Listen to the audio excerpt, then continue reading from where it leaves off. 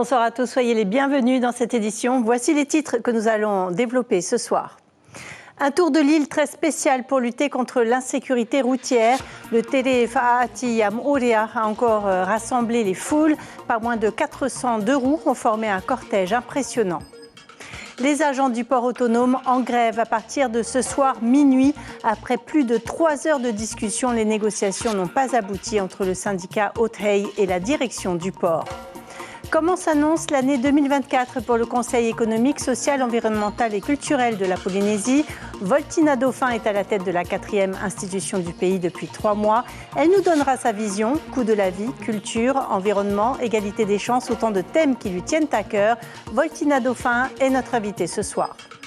Et puis les membres de l'association Mama Natura ont retroussé leurs manches pour ramasser 100 kilos de déchets à Aroué. Ils espèrent malgré tout une prise de conscience des pollueurs. Mais d'abord, l'issue tragique de l'accident survenu hier très tôt à Paea. La victime est un jeune motard de 19 ans. Après l'intervention des secours, il a été transporté dans un état critique à l'hôpital de Taoné. Il est décédé hier après-midi. L'année dernière, 34 personnes sont mortes sur les routes polynésiennes. Le plus souvent, des deux-roues sont impliquées. Comment faire fléchir ce chiffre? Am Orea, chaque année, un tour de l'île très spécial est organisé, le Tere Fa'ati Am Orea. Plus de 400 scooters et motos ont défilé aujourd'hui. Un cortège encadré par les forces de l'ordre et la commune pour un message de prévention.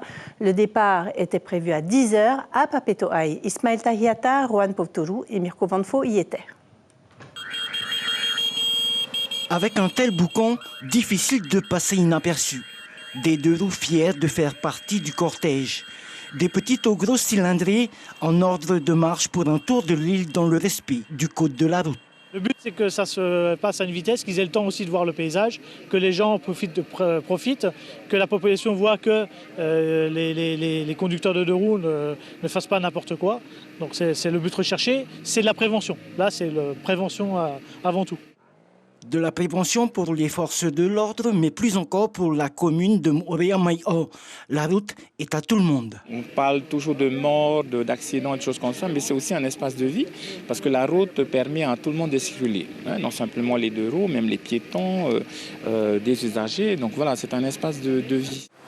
Le Tere Fa'ati est un événement que les fans d'engins ne rateraient pour rien au monde. Ils étaient plus de 400 engins à défiler. C'est le seul jour où il n'y a que des jeunes en engin et c'est bien à voir, à regarder tous ces trucs. C'est bien, c'est merveilleux. Ça fait des années, on fait le Fa'ati, tous les ans on est là et on essaie d'être présent à chaque fois. C'est impressionnant de voir qu'il y en a beaucoup qui s'investissent en fait pour justement ce jour d'événement. Je pense qu'on a pas mal qui sont addicts aux engins. Ouais, ils sont beaux quand même. Un tour de l'île pour changer de comportement. De ce côté-là, il y a encore des progrès à faire. À Moorea, 2 accidents sur 3 mettent en cause un deux-roues. Les négociations ont échoué cet après-midi entre le syndicat Haute-Hay et le port autonome. Le syndicat avait déposé un préavis de grève jeudi dernier. Parmi les 5 points de revendication, le recrutement d'un capitaine déjà en poste depuis 4 ans par intérim. Les échanges ont débuté cet après-midi à 15h dans les locaux de la direction du port autonome. Kaline Liénard et Sandroli ont assisté aux échanges. Bonsoir Kaline, la rencontre a duré plus de 3 heures. Le protocole d'accord n'était pas possible ce soir. Eh bien, Cybèle, pour répondre à votre question, la réponse est oui. La grève sera effective ce soir à partir de minuit. Pour avoir plus de précisions, nous allons accueillir notre invitée Lucie Tifena, une des représentantes du personnel. Alors Lucie, quel est le point qui bloque dans ces négociations ? Alors, il y a un seul point bloquant que nous n'avons pas pu effectivement régler ce soir et je pense que les réponses, on ne pourra pas effectivement les étaler sur la table ce soir.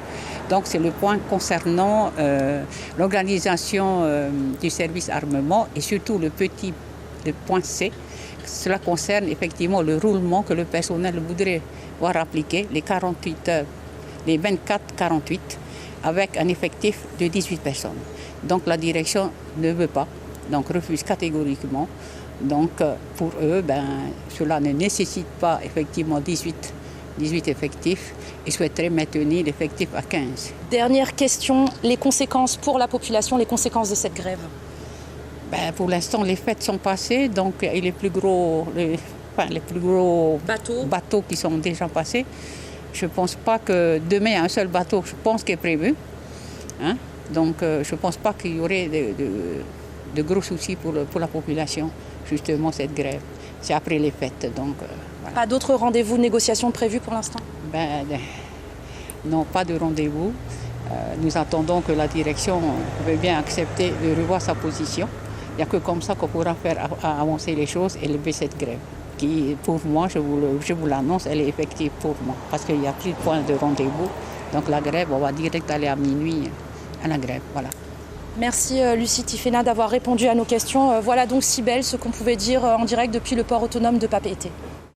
Oui, un plateau enregistré il y a quelques minutes. Voilà pour le port autonome.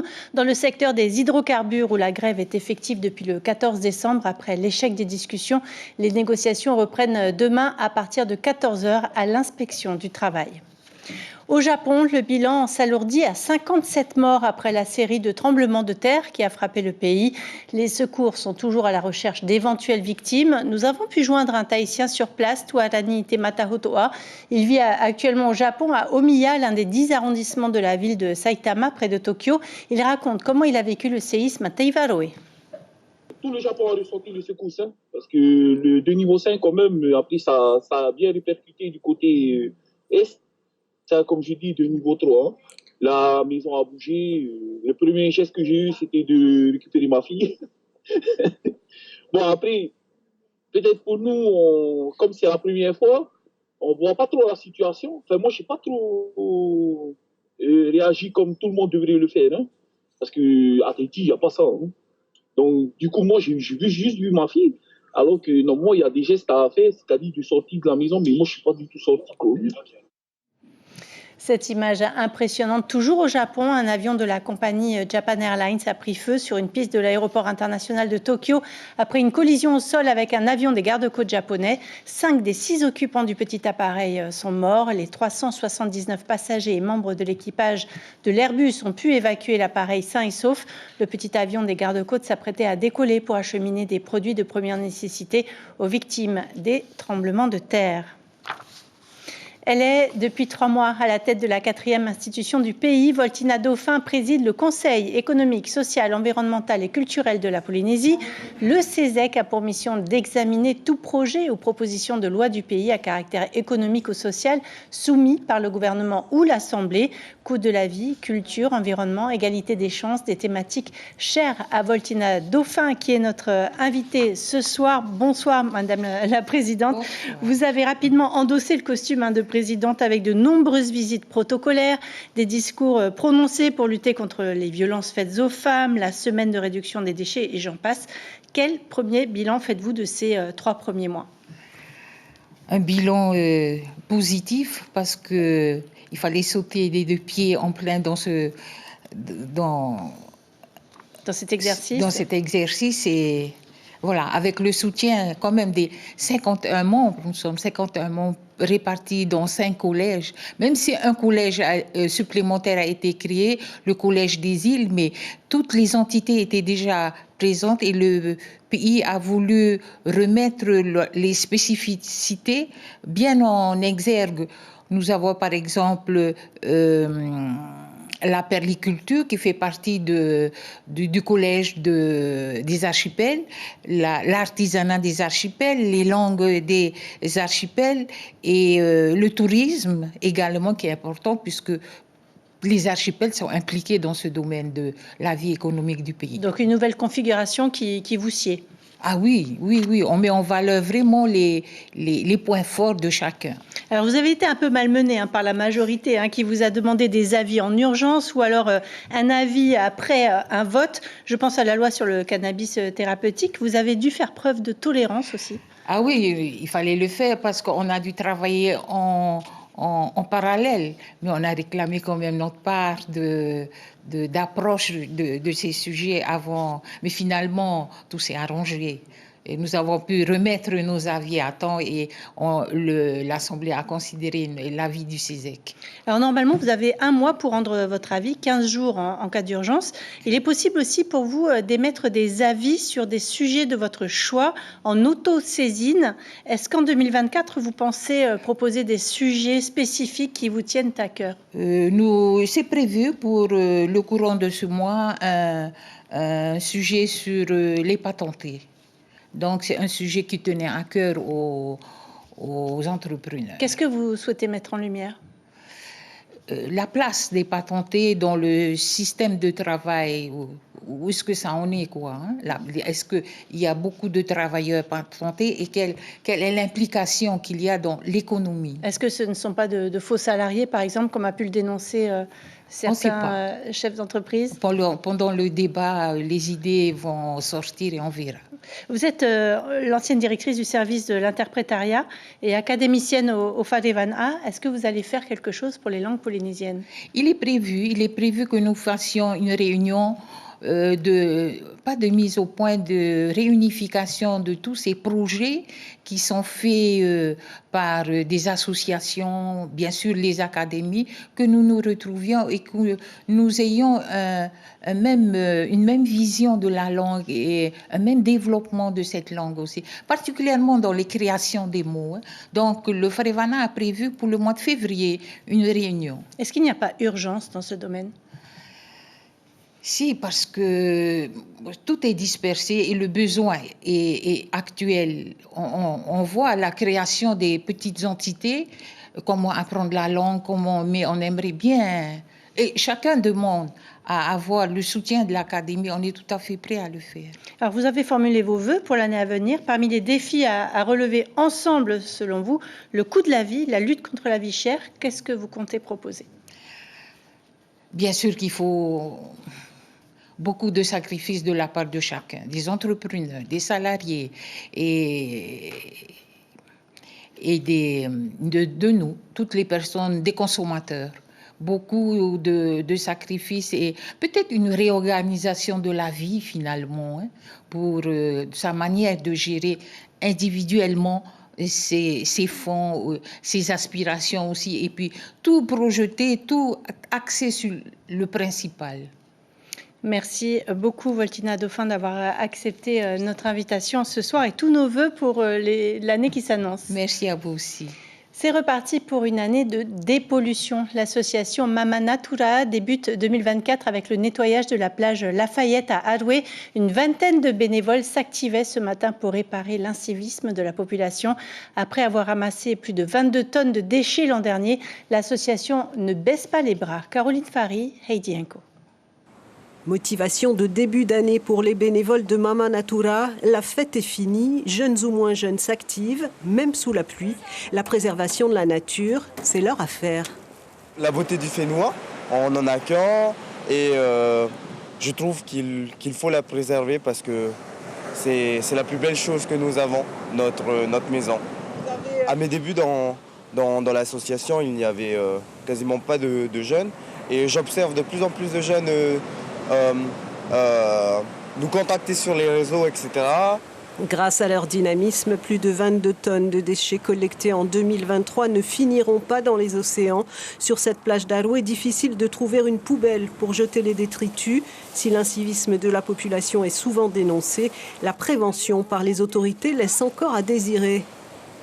C'est vrai que c'est quelque chose que je fais souvent remarquer aux communes. Il n'y a pas de poubelles, il n'y a pas assez de poubelles. La politique à l'époque du gouvernement, c'était d'enlever les poubelles pour que les gens se responsabilisent. Mais pour les responsabiliser, il faut déjà qu'ils soient sensibilisés. Et ce qui n'est pas le cas aujourd'hui ici en Polynésie. Nous n'avons pas la clé, nous n'avons pas la solution. La solution, c'est le gouvernement, c'est tout. Voilà le message. Mais à tous, ne plus farouer les pieds dans les rivières. C'est tout. C'est pas la mer, ça vient pas de la mer, ça vient de la rivière et ça vient des quartiers.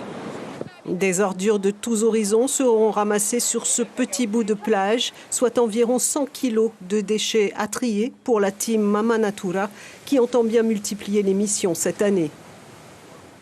La ville de Papeete a décidé cette année de fermer le marché Mapuru à Paraíta du 2 au 9 janvier 2024. Une semaine qu'elle dédie à ses opérations de nettoyage, désinsectisation, dératisation et travaux de peinture. Un manque à gagner impensable pour certains vendeurs qui se sont installés dans les rues adjacentes pour vendre leurs produits, notamment les mamas des fleurs et des couronnes. Les croisiéristes ont dû prendre leur mal en patience et se contenter des boutiques alentours.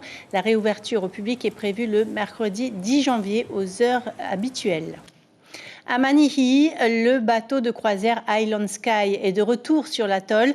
Le comité du tourisme et la population ont organisé un cocktail d'accueil, une démonstration de cuisine locale, du tressage, du copra ainsi qu'une visite guidée du village. Un petit groupe d'habitants a été convié à bord pour une petite visite du bateau et un déjeuner. Un début d'année fraternel et joyeux dans cette île des Tuamotu. Écoutez la présidente du comité du tourisme au micro de Heimana Mataoa. On reçoit encore pour la deuxième fois le MS Island Sky. Nous sommes le 1er janvier et nous souhaitons une belle et bonne et heureuse année à toute la Polynésie, à tous les touristes qui viennent en Polynésie. On espère que cette année 2024 nous apporte encore plus de paquebots et on remercie Tahiti Tourisme et toutes les entités du tourisme de nous aider dans ces démarches. Maruru Meitei!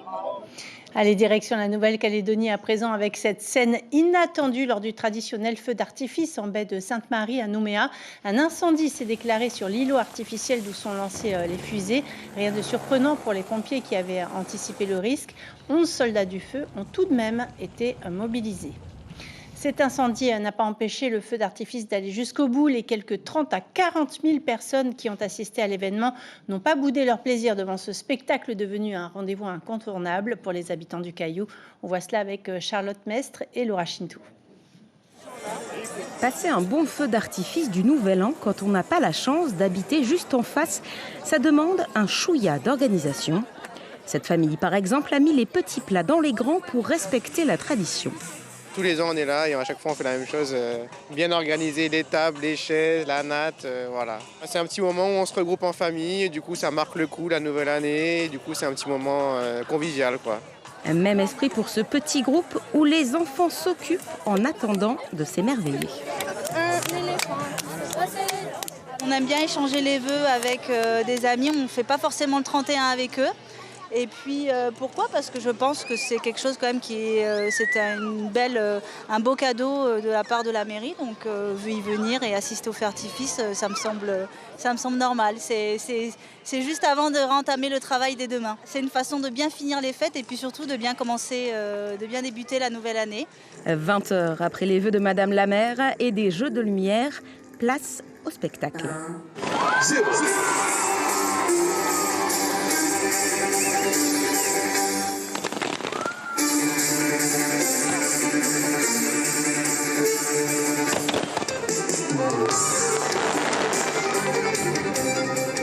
Une tonne de matériel, plus de 2000 points d'allumage, une débauche de moyens pour garantir un show enflammé. Et c'est le cas de le dire, plusieurs départs de feu se sont déclarés sur l'îlot artificiel. Pas de quoi éteindre pour autant l'enthousiasme du public à la fin du spectacle. C'est brûlant. Ouais, il y a un petit peu de feu, on dirait. Mais c'est magnifique, franchement. Pour avoir vu à Paris, Ciné, c'est top. Je viens de l'Hexagone, là. Je viens d'arriver. Et je suis choqué là, de la Nouvelle-Calédonie. Je pense qu'ils sont un peu plus mieux que la métropole, mais franchement, chapeau. Hein. C'est le top. Chaque fois, c'est vraiment un moment très agréable parce que voilà, on le sent partout, ça explose et tout, c'est très chouette. C'est un vrai plaisir. C'était super, j'ai adoré, j'ai trouvé ça magnifique. Éblouis ou plus réservés, tous les spectateurs admettront que la mairie de Nouméa leur a offert un début d'année 2024 flamboyant. Et je vous rappelle l'information principale de ce journal. Un jeune homme de 19 ans a perdu la vie hier après-midi malgré les premiers soins apportés après son accident survenu très tôt hier matin à Paea. Les deux roues sont impliquées dans 75% des accidents. L'opération Tere Fa'ati à Moorea a justement permis de réunir un cortège de 400 engins en présence des forces de l'ordre pour un message de prévention. Au programme de votre soirée sur la première, ne manquez pas le documentaire Pelé, la naissance d'une légende, puis la grande soirée des cabarets à Fontainebleau. À la une de Tahiti Info demain, grève effective au port autonome. Voilà pour l'actualité de ce mardi 2 janvier. On se quitte sur les images du concert du 31 décembre organisé par plusieurs associations de Polynésiens de l'Hexagone. DJ Armelo et DJ K1 ont mis le feu à Bordeaux. Belle soirée sur la première, à demain. Il est là, ne vous inquiétez pas, il est là pour qu'il signe. Les amis, faites du bruit.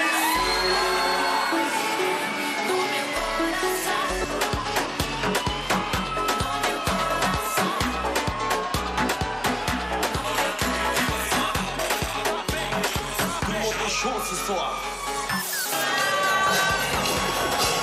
Excellent, super.